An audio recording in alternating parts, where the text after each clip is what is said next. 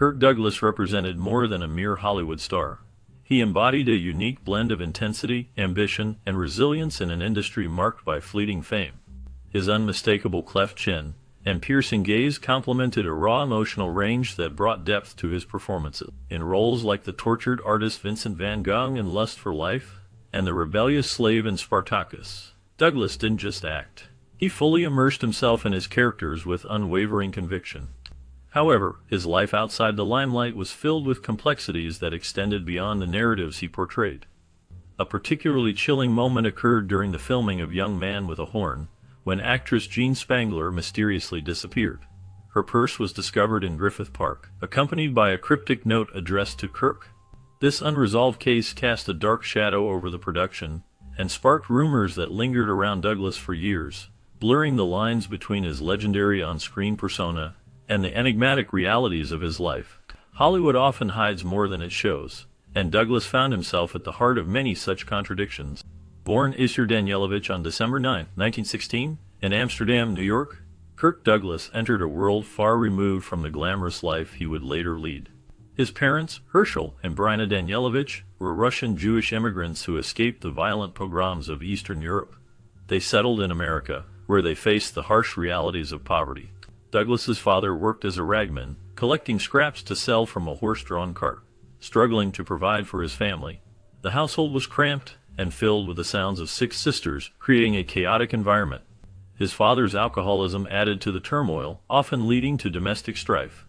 As the only boy, Douglas felt the heavy burden of his family's expectations and frustrations. He experienced hunger and faced anti-Semitism, feeling like an outsider in a predominantly white town. To help support his family, he took on various jobs, selling snacks to factory workers and delivering newspapers. These early challenges shaped his relentless drive for success and instilled a determination that fueled his later performances. The raw pain and instability of his childhood became a source of energy that he channeled into his acting career, leaving a lasting impact on his work. Amid the turbulence of his home life, Douglas found solace and purpose in education. Despite often going to school hungry and wearing tattered clothes, he quickly stood out for his intelligence, determination, and especially his powerful voice. It was during high school that he stumbled upon acting, initially through school plays and elocution competitions. What began as a way to escape the chaos of home quickly grew into something far deeper. He discovered the transformative power of performance, the ability to step into another life and express emotions too dangerous to voice in his own reality. Teachers recognized his talent early on, and one in particular, his English teacher, Mistress Louise Livingston, played a profound role in nurturing his abilities. More than just a mentor, she became a central figure in Douglas' personal development, offering both encouragement and attention that was otherwise absent at home. Theater offered him discipline, confidence, and a rare sense of control, something he had never known before. Acting wasn't merely a hobby, it was a lifeline. Douglas' relationship with Mistress Louise Livingston soon crossed boundaries that were considered taboo, even by the looser moral standards of the time. 14 years his senior, Livingston provided him not only with academic and emotional guidance but also affection and validation. Their bond evolved into a complex romantic involvement that would last well beyond his high school years. She continued to support him financially, helped with housing during his early struggles, and remained a confidante as he pursued his career in New York. The nature of their relationship shaped Douglas's perception of women and intimacy, blurring the lines between affection, dependency, and power. While he later moved on to high-profile romances and marriages, the emotional blueprint laid down by this early liaison lingered. It cultivated in him a duality. He could be fiercely passionate, yet emotionally guarded, deeply affectionate, yet wary of vulnerability. In his memoirs, he spoke of Livingston with gratitude and ambivalence, acknowledging her formative role in his life, while also hinting at the inner conflicts it sowed. Determined to escape his impoverished roots, Douglas applied to St. Lawrence University and was admitted on a wrestling scholarship, showcasing his sheer physical determination and grit. However, it was in New York City that his ambitions truly took flight. After gaining admission to the prestigious American Academy of Dramatic Arts, he immersed himself in training that refined his natural talent into a professional craft. During this time, he met a young woman named Betty Joan Persk, who would later be known as Lauren Bacall. Their friendship was more than a fleeting camaraderie. It was a pivotal relationship. Bacall recognized in Douglas a kindred spirit, fierce, hungry, and raw with potential. She believed in his talent when few others did, and helped him navigate the often brutal audition circuits of New York's theater scene. Through Bacall, he met Diana Dill, who would become his first wife, and the mother of his two eldest sons, including actor Michael Douglas. His early acting gigs were humble, consisting of radio plays, off-Broadway productions, and bit parts. Yet, Douglas carried himself with an intensity that caught the eye of influential casting directors. He had no safety net, no fallback plan. Every audition was a fight for survival, and that desperation translated into performances that radiated with authenticity, pain, and passion. The stage, and eventually the screen, became his battleground, and he fought to win every role as if it were his last. Kirk Douglas's early years were not simply modest. They were marked by abject poverty that left lasting emotional scars. Long before the fame and fortune, Douglas lived a life of scraping by, taking on every conceivable odd job, from janitor to dishwasher to wrestling coach, to support himself through school. His hunger for success was often literal, as there were days when a single meal was a luxury. One particularly harrowing episode saw him spending a night in jail, not for crime, but because he had nowhere else to sleep, and no money to his name. That experience, degrading and cold, seared itself into his psyche, and would resurface in later interviews as a vivid reminder of how close he came to destitution. These struggles caught the attention of Lauren Bacall, whose star was already rising. She had never forgotten the tenacious, sharp-featured young man she met at the American Academy of Dramatic Arts. Moved by his resilience and unfiltered ambition, she used her growing influence in Hollywood to pull strings on his behalf, helping him land crucial meetings and vouching for his talent. More than just a friend, Bacall was a lifeline, offering both moral support and critical industry introductions that placed Douglas on the path from desperation to destiny.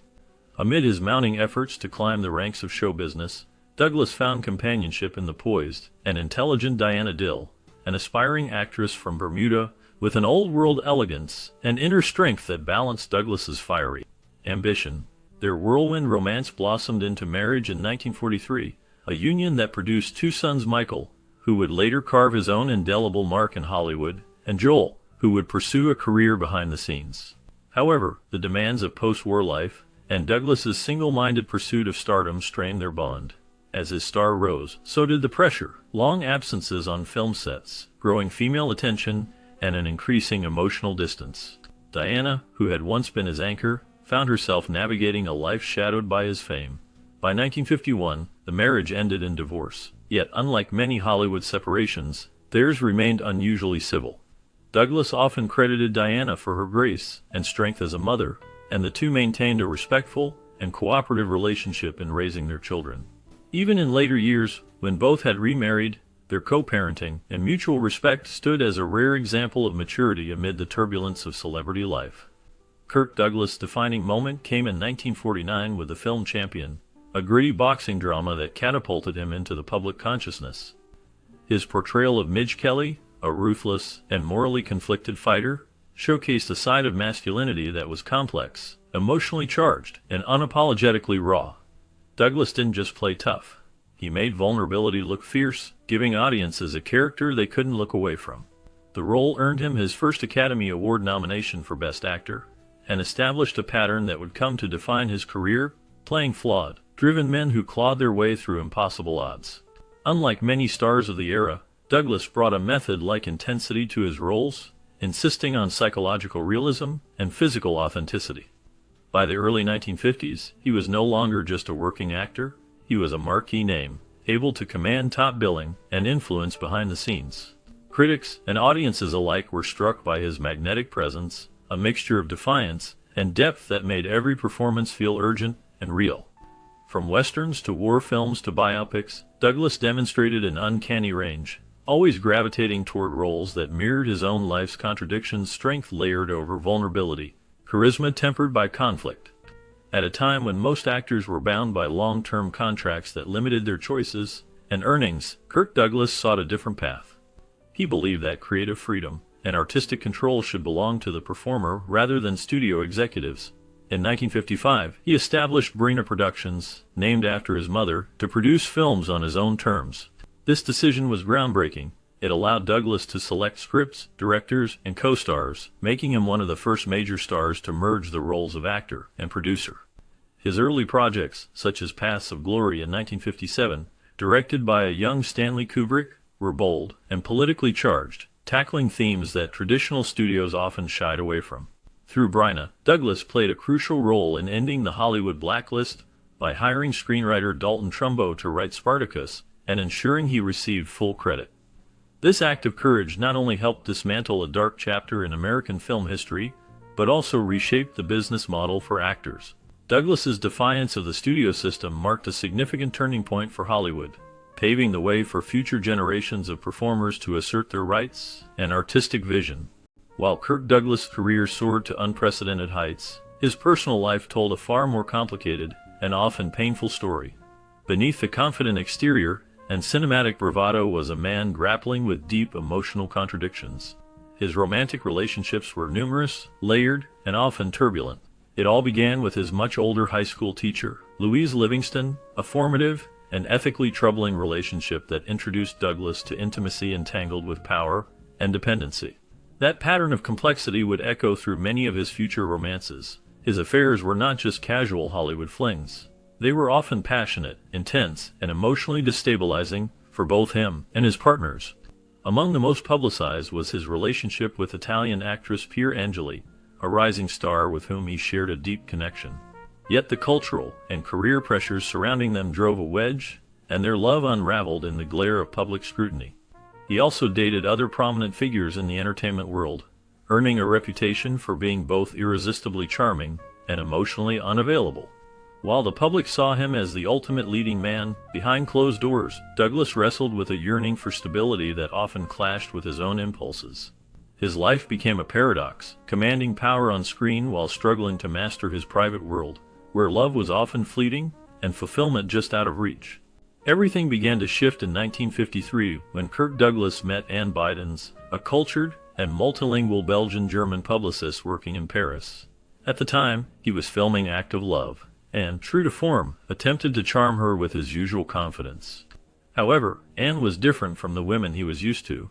Unimpressed by his celebrity status and wary of his reputation with women, she declined his dinner invitations multiple times, choosing professionalism over flattery. This unexpected resistance stunned Douglas, as he was not accustomed to rejection. The more she resisted, the deeper his interest grew. Eventually, Anne agreed to go out with him, and what began as a slow burn of mutual respect and candid conversation quickly blossomed into something far more enduring. Contrary to public perception, Douglas was not wealthy at the time. His finances were a mess. He was earning well but spending recklessly, trusting the wrong advisors, and making impulsive investments. When Anne discovered the true state of his finances, she didn't recoil. Instead, she took charge. Marrying in 1954, Anne didn't just become his partner in life. She became his partner in survival. With sharp instincts and a practical sensibility honed by her experiences fleeing Nazi Germany and working across Europe, Anne began to rebuild their financial foundation from the ground up, proving that her love was not for glamour, but for the man himself, flaws and all. With a strong presence in Kirk Douglas's life, Anne Bidens played a crucial role that went beyond the typical image of a Hollywood wife. She became the foundation of both his personal and professional life, providing stability through her quiet strength and practical approach. As a financial steward, she took charge of managing contracts, investments, and real estate, ensuring that their financial matters were handled with great care. Her strict budgeting practices and ability to diversify their assets protected them from the financial troubles that many of their peers faced in the unpredictable world of Hollywood. Her European upbringing contributed to her grounded perspective, allowing her to navigate the excesses of the entertainment industry with ease. In addition to her financial acumen, she was the emotional anchor for their family, raising their two sons, Peter and Eric Douglas, with strong values while creating a nurturing home environment amidst the chaos of Kirk's demanding career. Despite the challenges, including dealing with Kirk's flirtations and public persona, Anne approached these situations with patience and independence. She was not just a supportive partner, she was a guiding force in his life, helping him find direction and encouraging his philanthropic endeavors. Her influence extended beyond financial management, teaching him that discipline off-screen was as vital as his performances on screen. From the beginning, the marriage between Kirk Douglas and Ann Bidens was unique and far from conventional. Their bond was built on a solid foundation of understanding and acceptance of each other's flaws. Ann was clear from the start that she would not accept dishonesty or emotional games. This straightforwardness attracted Douglas, who, despite his fame and charm, found comfort in her strength and clarity.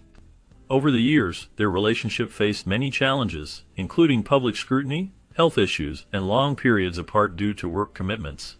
However, what distinguished their marriage was their commitment to open and honest communication, even when discussing difficult topics. While rumors of infidelity circulated, both acknowledged that their relationship was rooted in loyalty, respect, and a shared vision for their lives together. Ann sought honesty rather than perfection, and Douglas, despite his past romantic errors, always held deep respect for her influence in his life. Their marriage endured for over 60 years, a remarkable achievement in the world of Hollywood, symbolizing resilience, maturity, and growth together. In his later years, Douglas often reflected that meeting Ann was the best choice he ever made. Throughout all the fame, challenges, and transformations, she remained the one person who truly understood him, not as a movie star, but as Isher, the boy who continually fought for something genuine. In the glittering yet shadowy world of 1950s Hollywood, Kirk Douglas stood as both a towering icon and a deeply flawed man. His career flourished with powerful roles and commanding performances, yet his personal life was steeped in controversy, particularly his affairs. Unlike many stars of the era who kept their indiscretions firmly out of the public eye, Douglas would later candidly acknowledge the romantic chaos of those years, revealing a string of high-profile liaisons that underscored his intense, restless nature. Among them were entanglements with some of the most famous women of the time, including Rita Hayworth, whose vulnerability captivated him, and Joan Crawford, with whom the relationship was described in almost disturbing detail. Douglas' reflections on these affairs weren't always flattering. He admitted to using fame as leverage and expressed regret for the emotional fallout his actions caused. Hollywood in the 1950s was a place of veiled truths and behind-the-scenes betrayals, and Douglas was, by his own admission, deeply entangled in it all. These affairs often came at the cost of trust and stability in his home life, and while many fans saw the charming rebel on screen, behind closed doors, Douglas was wrestling with a lack of emotional control, an insatiable ego, and the collateral damage of living without boundaries. Though Ann Bidens projected composure and grace, her life, especially before meeting Douglas, was not without its own dark chapters. One particularly harrowing episode from her past came to light years into their marriage. Before meeting Douglas, Ann had gone to dinner with a man she had once been involved with. The evening took a terrifying turn when, in a jealous fit of rage, the man attempted to burn her with a lit cigarette, aiming for her face. The attack was both physically and psychologically scarring, a traumatic reminder of how dangerous love and obsession could become. When Douglas learned what had happened, he was shaken to his core. The thought of Ann, strong, elegant, capable, being assaulted in such a vicious way ignited something in him. From that day forward, he made a solemn vow he would protect her at all costs. In a rare and tender consistency, he kept that promise for the rest of their lives. Whether navigating the treacheries of Hollywood, enduring the public scrutiny that came with fame, or simply facing the vulnerabilities of aging together, Douglas never again allowed Ann to be at the mercy of harm. This vow marked a shift in him, a moment when his instinct to conquer gave way to an instinct to protect. In 1958, a simple decision made in the comfort of home changed everything for Kirk Douglas. He had received an invitation to fly with Mike Todd, a well-known producer and husband of Elizabeth Taylor, on his private plane to New York. At that time, flying privately was seen as a sign of success, and the trip promised to be glamorous with famous company and media attention.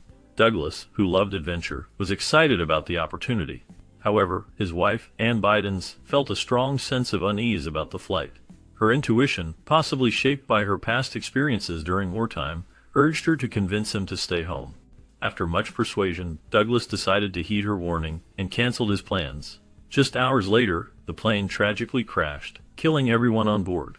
The shocking news sent ripples through the entertainment industry and left Douglas in disbelief, realizing he had narrowly escaped a fatal accident. This event transformed their relationship, deepening their bond as they faced the reality of what could have been. Douglas would often reflect on that day as a turning point in his life, recognizing that love had saved him, and that his admiration for Anne had grown into something profound. In an era defined by fear and silence, Kirk Douglas made a choice that would reverberate through Hollywood history. During the height of the McCarthy era, the film industry blacklisted many writers, actors, and filmmakers accused of communist sympathies, often without any trial or evidence. Among those affected was Dalton Trumbo, a talented screenwriter who had to write under pseudonyms to survive. When Douglas took on the role of Spartacus, he saw an opportunity to make a significant impact. He insisted that Trumbo write the screenplay, understanding the importance of standing up for what was right. As production neared completion, studio executives and political advisors urged him to keep Trumbo's name off the credits to avoid controversy. However, Douglas refused to bow to pressure. He believed in freedom of speech and the importance of justice. In a historic act of defiance, he publicly announced that Dalton Trumbo would receive full on-screen credit for his work. This marked the first major studio production to openly break the blacklist, coming at great personal risk to Douglas. The backlash was intense, but his decision marked a turning point. Douglas' stand not only challenged injustice, but also helped restore dignity to an entire generation of silenced artists. It became one of his proudest achievements, a testament to his character and principles, solidifying his legacy as a force of conscience in a time of cowardice. Kirk Douglas' decision to credit Dalton Trumbo as the screenwriter of Spartacus was a significant moment in Hollywood history. This act was not just a career move. It was a courageous stand against the Hollywood blacklist. By doing this, Douglas openly challenged the oppressive atmosphere created by McCarthyism, which had silenced many voices in the entertainment industry. His choice to acknowledge Trumbo marked him as one of the first major stars to defy the fear that gripped Hollywood at the time. This bold action had a profound impact, symbolizing a cultural shift where artists began to reclaim their voices and resist political oppression. Douglas' stand sparked important discussions about civil liberties and free speech, encouraging others in the industry to speak out against injustice. The inclusion of Trumbo's name on the screen was a pivotal moment that contributed to the decline of the blacklist. Douglas' integrity and commitment to doing what was right earned him respect, even from those who had previously doubted him. He demonstrated that an individual could challenge a powerful system and inspire change. In this way, he transformed the role of the actor into that of a cultural advocate, showing that they could influence not just the stories told on screen, but also the course of history itself. In 1996, at the age of 79, Kirk Douglas faced a massive stroke that changed his life dramatically.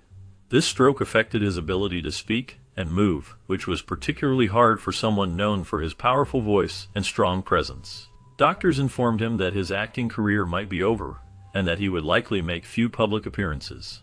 However, Douglas was not one to give up easily. He embarked on a challenging rehabilitation journey, determined to regain his abilities.